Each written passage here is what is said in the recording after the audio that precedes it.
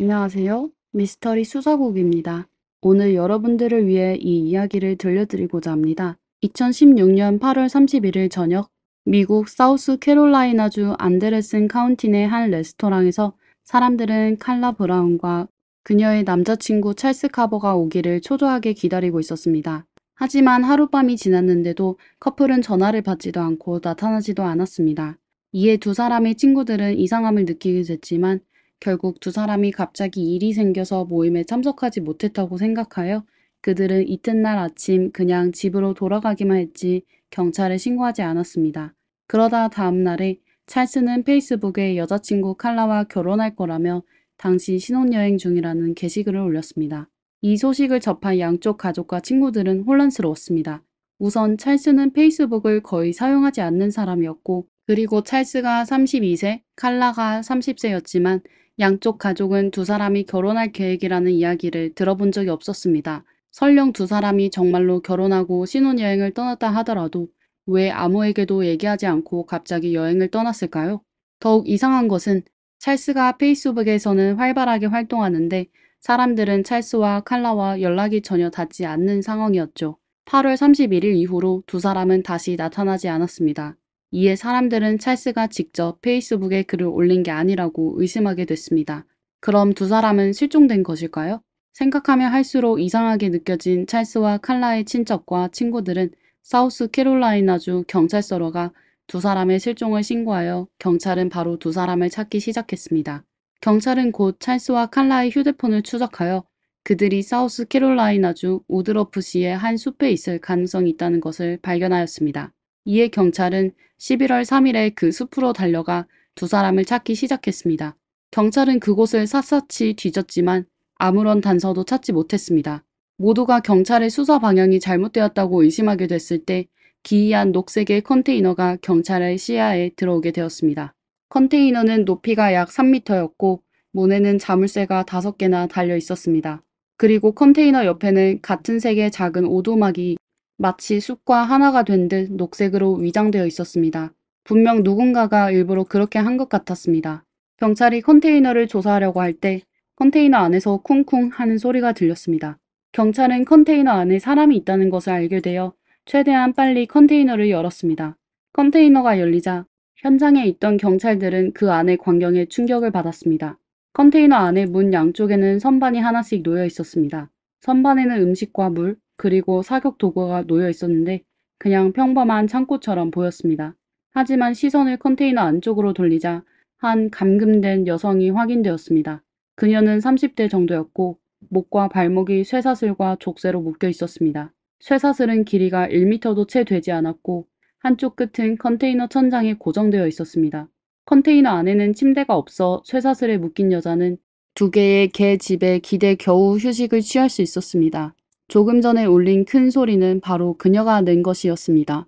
너무 오랫동안 감금되어 있어서인지 문을 열고 들어온 경찰을 보게 된 여자는 놀라 믿을 수 없다는 듯이 굳어 있었습니다.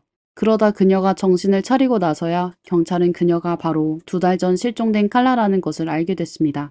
경찰은 칼라의 안전을 확인한 후 그녀를 묶은 쇠사슬을 풀고 현장에 남아있는 증거들을 수집하기 시작했습니다.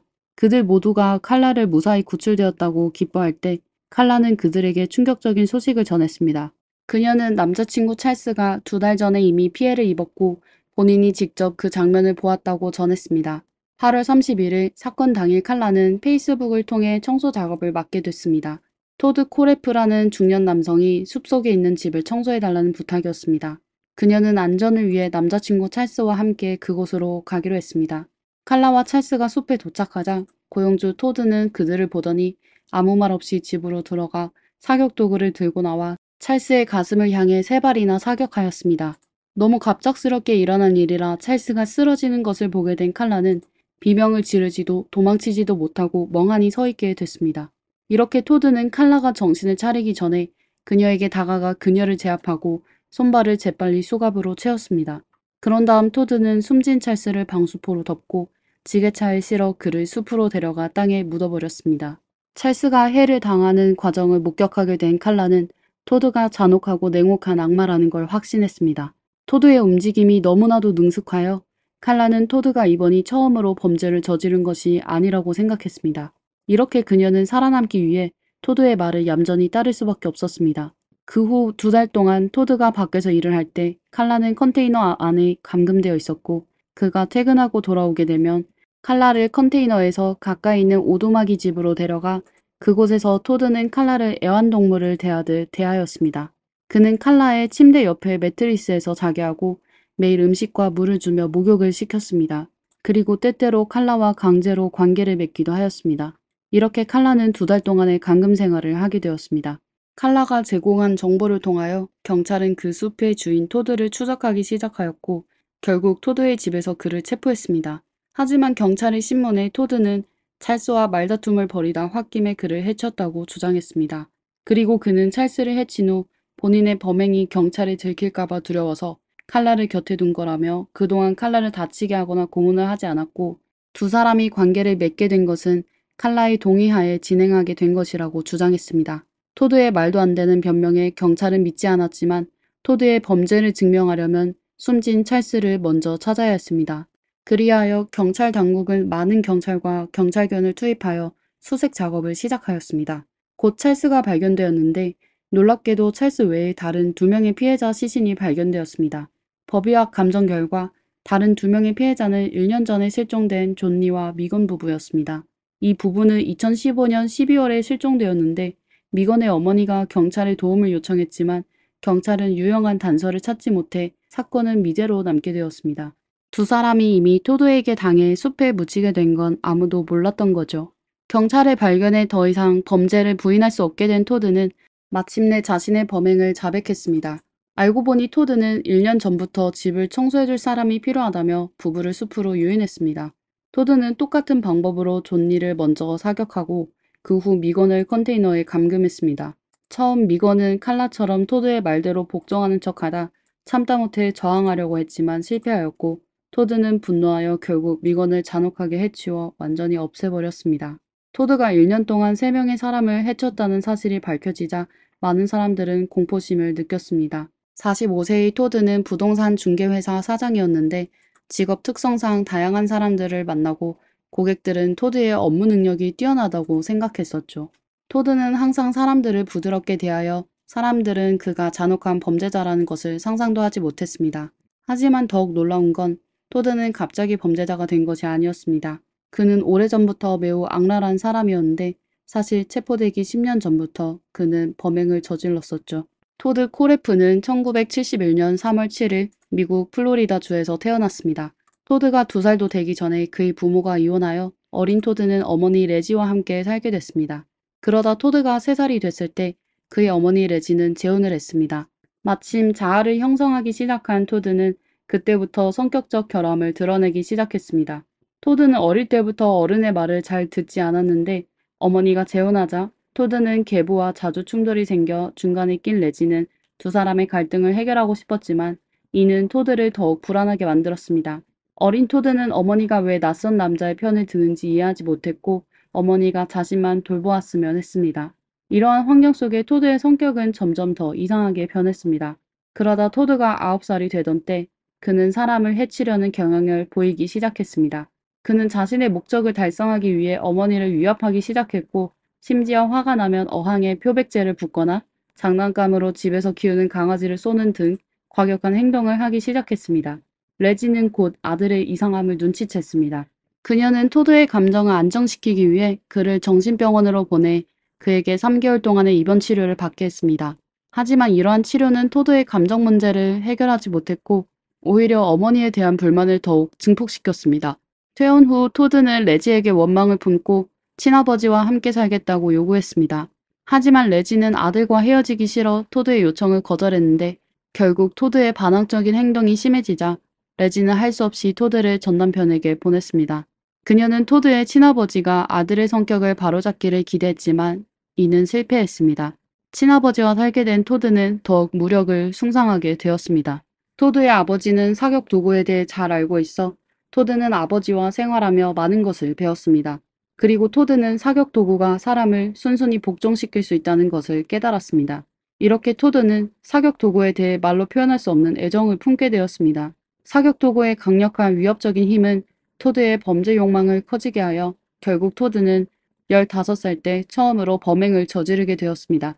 1986년 11월 15살의 토드는 14살 여학생 크리스틴을 납치했습니다. 사건 당일 토드는 크리스틴의 머리에 사격 도구를 겨누고 그녀를 자신의 집으로 데려가 소녀를 묶어 놓은 후 강제로 관계를 나눴습니다.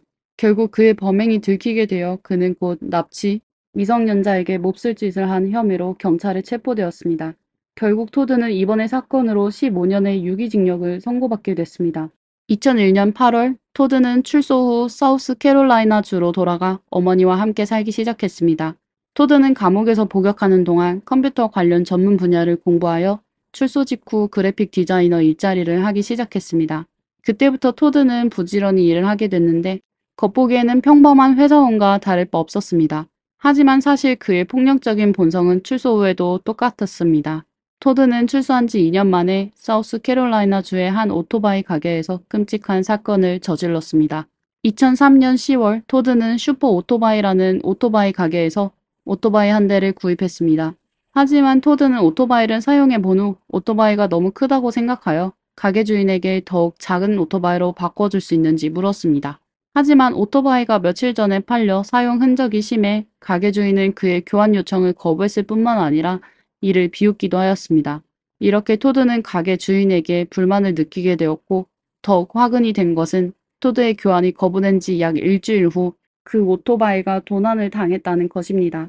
분노에 빠진 토드는 가게 주인이 사람을 시켜 자신의 오토바이를 훔쳤다고 의심하여 복수의 마음을 가지게 됩니다. 2003년 11월 6일 오후 3시 토드는 미리 준비해둔 사격도구를 들고 오토바이를 사러 왔다는 핑계로 다시 그 가게로 갔습니다. 그러나 토드가 가게 문을 들어서자 단 몇 분 만에 가게에 있는 4사람을 숨지게 하였습니다. 피해를 입은 사람은 오토바이 가게 주인 스콧, 계산대를 보던 가게 주인의 어머니 베벌리, 서비스 매니저 브라이언, 정비사 크리스였습니다. 오토바이 가게는 순식간에 붉은 액체로 가득 찼습니다. 범행을 저지른 후 토드는 현장에 오래 머무르지 않고 바로 떠났습니다. 토드의 범행 수법이 능숙하여 현지 경찰은 아무런 단서를 찾지 못했습니다. 이렇게 이 끔찍한 사건은 12년 동안 미제 사건으로 남게 되어 현지 주민들을 불안하게 하였습니다. 한편 토드의 생활은 더욱 행복해졌습니다. 토드는 범행을 저지른 직후 기존 회사에서 사직하고 경영학을 공부했습니다. 2006년 6월 토드는 부동산 중개업 면허 시험에 응시했습니다. 사실 이 직업은 다양한 사람들을 만나야 하고 고객과 직접 집을 보러 다녀야 되어 여성과 강제로 관계를 나눴던 전과자는 이러한 면허를 취득할 수 없었습니다. 하지만 토드가 15살 때 저지른 사건은 검찰에 의해 납치죄로 기소됐고 이는 토드에게 유리한 기회가 된 것이죠. 또 당시 법률은 면허 발급 기관이 신청자의 범죄 경력을 자세히 조사하도록 의무화되지 않았기에 토드는 무사히 면허를 취득했습니다. 그 후 토드는 부동산 업계에 정식으로 진출하여 2008년에는 사우스캐롤라이나주 최고의 부동산 중개업 신인으로 선정되었습니다.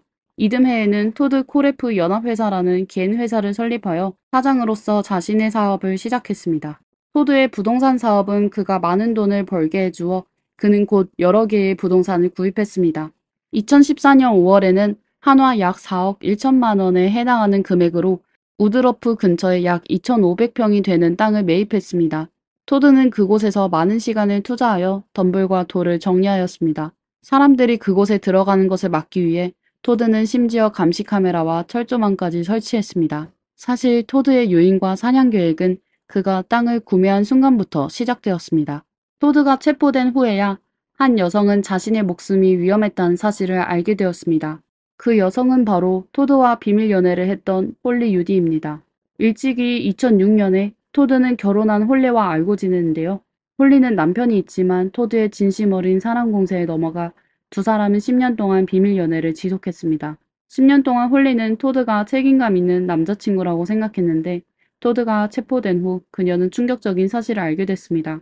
알고 보니 구출된 칼라는 언론에 한 가지 정보를 전했는데 본인이 만약 경찰의 구출을 받을 수 없었다면 토드가 곧 본인을 해칠 거라고 했습니다. 악독한 토드는 칼라에게 자신이 새로운 목표가 생겼다고 말했었고 그 목표의 여자가 바로 홀리였습니다. 토드는 홀리를 그녀의 남편 곁에서 떼어내 영원히 자신만의 소유로 만들고 싶었던 것입니다. 2017년 5월 26일 토드는 자신이 7명의 사람을 해친 죄와 2건의 납치죄, 그리고 1건의 강제로 여성과 관계를 나눈 죄를 인정하여 사형을 면하게 되었습니다. 결국 토드는 가석방이 없는 7개의 무기징역형을 선고받게 됐습니다. 현재 토드는 사우스캐롤라이나주 도체스터 카운티의 리버 교도소에 갇혀 있으며 그는 남은 인생을 그곳에서 보내게 될 것입니다. 토드의 범죄 생활은 끝나게 됐지만 토드가 저지른 끔찍한 범죄는 여러 피해자 가족을 고통 속에 빠뜨리게 했습니다. 토드는 자신의 인생을 바꿀 기회가 여러 번 있었지만 부정적인 감정의 조종에서 벗어나지 못했습니다. 여러분은 이 잔혹한 사건에 대해 어떻게 생각하시나요? 댓글에 의견을 나눠주세요. 영상이 마음에 드셨다면 좋아요와 구독 부탁드립니다. 이상 미스터리 수사국이었습니다. 감사합니다. 다음 영상에서 뵙겠습니다.